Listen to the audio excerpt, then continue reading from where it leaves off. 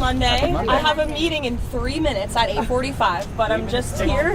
I'm here to say it's a very busy day here. That's why you're all here early. Of course, we have Prime Minister Netanyahu coming in just a few hours. As you know, the president has been working tirelessly on this effort to bring this war in Gaza and to bring this conflict in the Middle East to an end. He wants to see all of the hostages released. And Ambassador Witkoff, Special Envoy Witkoff, sent a very detailed 21-point plan to both sides, and the president expects both sides to agree. So there will be a press conference later. You can ask your questions of both the president and the prime minister at that. And then later, of course, we have congressional leadership here. Our message and what we want out of this is very simple. The president wants to keep the government open. He wants to keep the government funded. There is zero good reason for Democrats to vote against this clean continuing resolution. They voted for this exact same bill 13 times in the past. We want to keep the funding for our military, for our veterans, for our women and our children in this country continuing. We want the government to stay open. The president is giving Democrats one last chance to be reasonable today.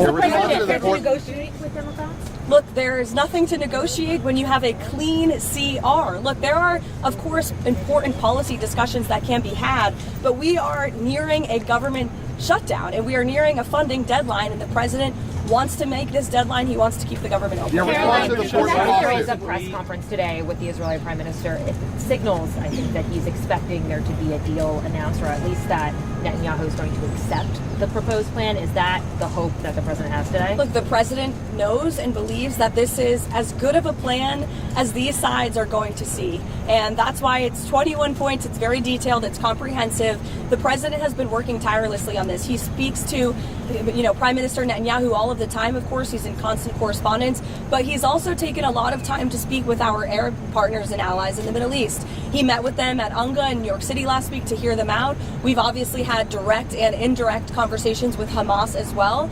And ultimately, the president knows when you get to a good deal, both sides are going to leave a little bit unhappy, but we need this conflict to end. The president's made that very clear. He wants to see the killing stop. Is the expectation, though, that the Israeli Prime Minister is going to sign it today or agree to it? The president believes strongly in this plan, and he wants this to be the plan, and he wants this war to come to an end. Will there be layoffs?